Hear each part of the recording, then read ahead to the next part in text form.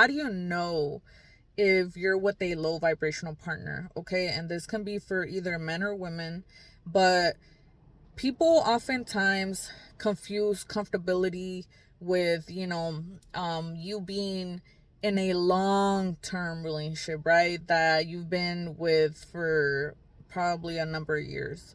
And you kind of build this like comfortable space with each other that you no longer uplift each other if you did or not. You know what I mean? Like, I don't know everybody's background, but everybody's story is going to be a little bit different for everybody, right? But how do you know if this person is right for you, right? Because let's say that you guys both meet at a low vibrational state, right? Which can happen, and a lot of times it does happen. Well, first of all, what does it mean to even be a low vibrational person? So if you're not committed to doing the internal work, doing healing yourself, okay? That's super important.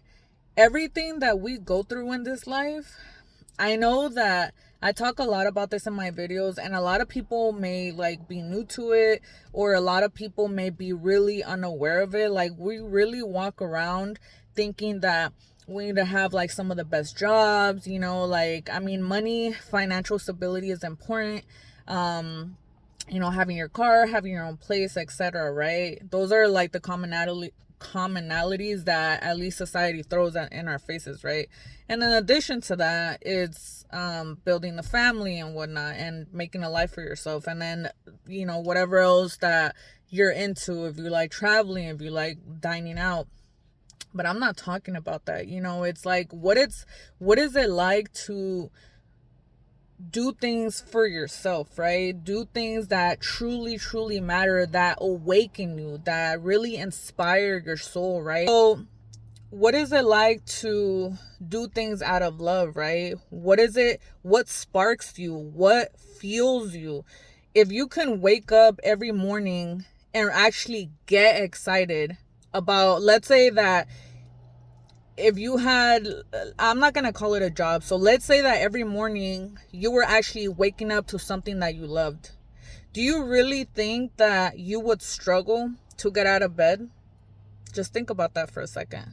Do you really think that you would, like, your day would be long? Even if your days, even if you're putting in a lot of extra work, a lot of extra hours, do you think that your days will be or feel as long as they do for the majority of the time that people, they get off of work, they clock out, and they're ready to go? And a lot of times, a lot of people, they're just feeling like very tired, very, very exhausted, from being around like other like-minded beings that are also exhausted and dealing with like personal stuff and etc., etc., right? Like, it's like a never-ending cycle for a lot of people.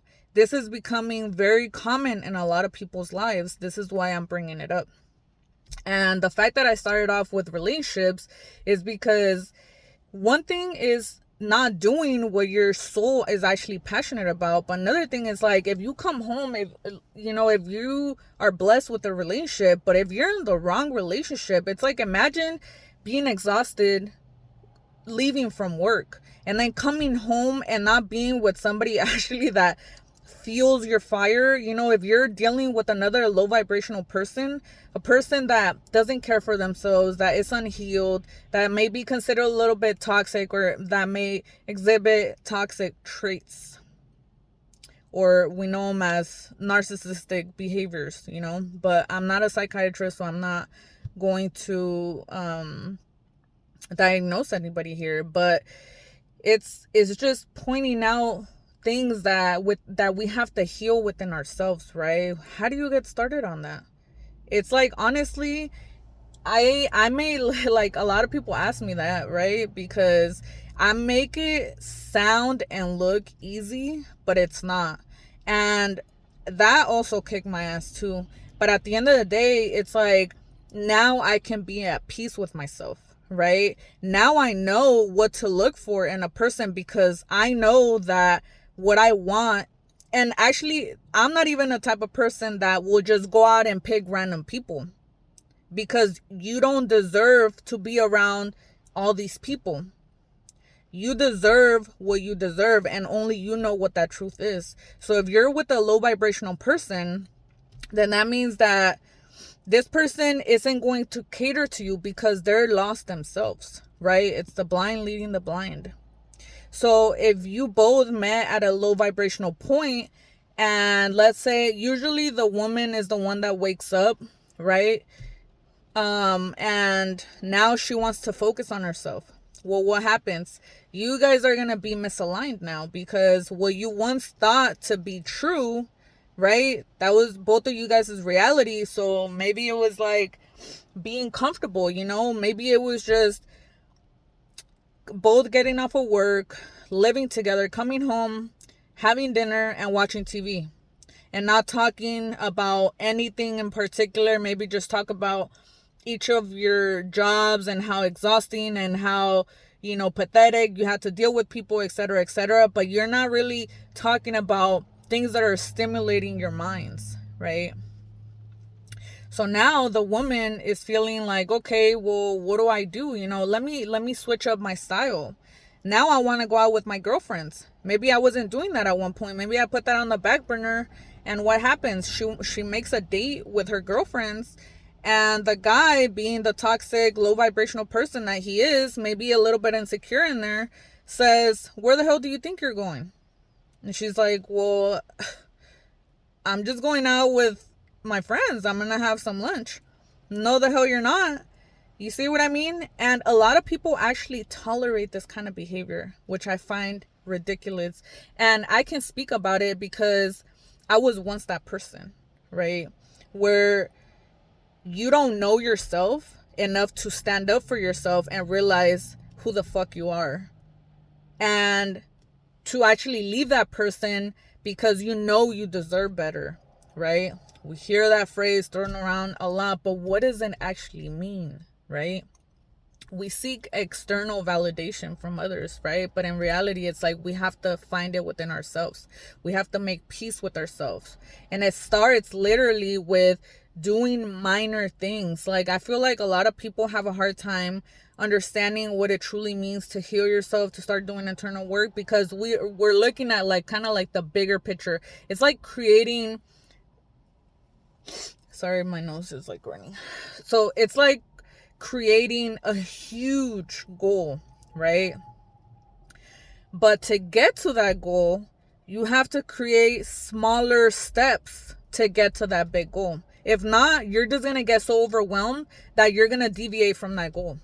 And it's most likely not going to happen. Why? Because it's unrealistic. So you have to create the bigger vision, and then you have to create additional steps. Like, you have to break it down. What does that look like for you in your day-to-day process, right?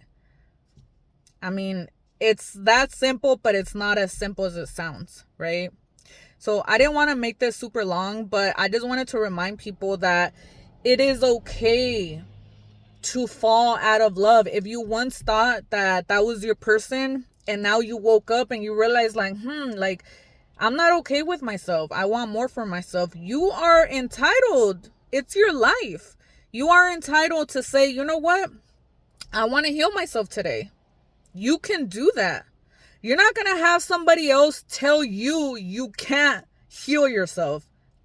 Don't tolerate this bullshit. It's not in anybody's fucking interest to stay low vibrational. It's just not, right? Because you guys are a couple, let's say that, and you go out into the world, and let's say that, God forbid, if you guys are like fighting on the streets, or let's say that you're fighting in your home and, you have kids or whatnot, and you're fighting in front of them, right? How is this going to trickle down to them? It's a domino effect, right? So I say that to say that we have to start taking initiative. We don't like to hear it because it's so hard, right? But we have to start somewhere. It's like if you're sick and tired of being sick and tired, you have to make that decision. You have to be committed some way, somehow. It can start as little as you saying, today, I'm going to take some time for myself. Instead of coming straight home, I'm going to go for a walk. That's self-love. It's so simple. Literally. Instead of, let's say you eat out every day, and today, okay, I'm going to take lunch today or tomorrow. It's that simple. And slowly but surely, you're going to start seeing results, right?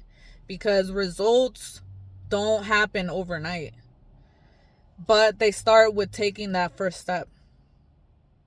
So please, please be mindful of yourself. If you want happiness, you can achieve it. Stop entertaining these low vibrational people. It's like we don't do that for our friends, right? Or sometimes we fall out of friendships. We don't do that. We don't tolerate that, right? But we seem to put up more with our partner for whatever reason. Because we think what, like, love is there, but in reality, it's not even true love. It's just a habit of living together, right? And you guys are both miserable and you guys don't know how to get out of it. It has to start with one person. Somebody has to take the first step.